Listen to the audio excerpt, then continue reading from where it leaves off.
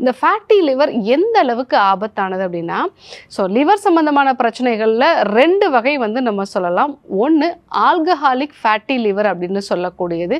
இது ஆல்கஹால் நிறைய எடுத்துக்கிறவங்களுக்கு கல்லீரலோட செயல்திறன் கொஞ்சம் கொஞ்சமாக வந்து பாதிக்கப்பட்டு அவங்களுக்கு இந்த பிரச்சனை வந்து வரலாம். ஸோ சர்க்கரை நோயில் வரக்கூடிய ஃபேட்டி லிவர் அப்படிங்கிறது நான் ஆல்கஹாலிக் ஃபேட்டி லிவர் டிசீஸ் அப்படின்னு நம்ம வந்து சொல்லுவோம்.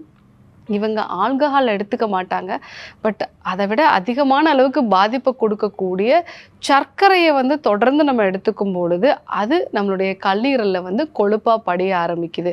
இது எந்த அளவுக்கு பிரச்சனை அப்படின்னா, ஆரம்ப கட்டத்தில் நமக்கு எந்த அறிகுறியுமே வந்து தெரியாது. அதற்கான அறிகுறிகள்லாம் பார்க்கும்போது ரொம்ப சாதாரணமான ஒரு அறிகுறியாக தான் இருக்கும். தொடர்ந்து உடல் சோர்வு இருந்துக்கிட்டே இருக்கும். சாப்பிட்ட பிறகு நமக்கு ஒரு உடல் வந்து அதிகமான அளவுக்கு சோர்வடைஞ்சு தூக்கம் வரக்கூடிய ஒரு நிலை வந்து நமக்கு இருக்கலாம். உடலில் ஏதாவது ஒரு அலர்ஜி வந்து இருந்துக்கிட்டே இருக்கும். அரிப்பு சம்பந்தமான பிரச்சனைகளோ இல்லை வந்து மூக்கடைப்பு, தொடர்ந்து தும்மல் வந்து உண்டாகிறது, இந்த மாதிரியான அறிகுறிகள் வந்து இருக்கும். பாடி ஹீட்டுமே வந்து அதிகமாக இருக்கும். சரியான இரவு தூக்கம் வந்து இருக்காது. ஜங்க் ஃபுட் சாப்பிடணுங்கிற ஒரு ஆர்வம், முக்கியமாக இந்த எண்ணெயில் பொரிச்ச வற்றல், அதே மாதிரி உப்பு சேர்ந்த சிப்ஸ் வகைகள் இதெல்லாம் நிறைய எடுத்துக்கணும் அப்படிங்கிற ஒரு கிரேவிங்ஸ் நமக்கு இருக்கும். வயிறு பகுதி மட்டும் பெருசாகிக்கிட்டே போகும். ஸோ இந்த மாதிரியான அறிகுறிகள்ங்கிறது ரொம்ப காமனாக எல்லாருக்குமே வந்து இருக்குது. அதனால் அவங்க கல்லீரல் சார்ந்த ஒரு பிரச்சனையாக அதை வந்து யோசிக்க மாட்டாங்க.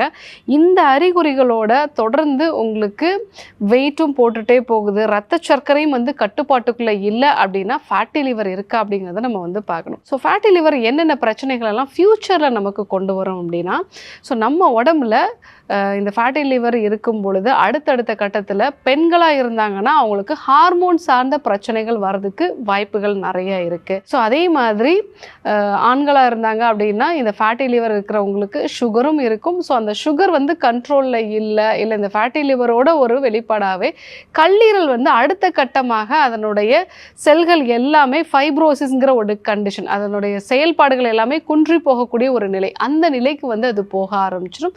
ஸோ கடைசி கட்டமாக லிவர் சிரோசிஸ் வரைக்கும் போகிறதுக்கு நிறைய வாய்ப்புகள் வந்து இருக்குது. இந்த காரணத்தினால தான் நம்ம ஃபேட்டி லிவரை முறையான சிகிச்சை எடுத்துக்கணும் அப்படிங்கிற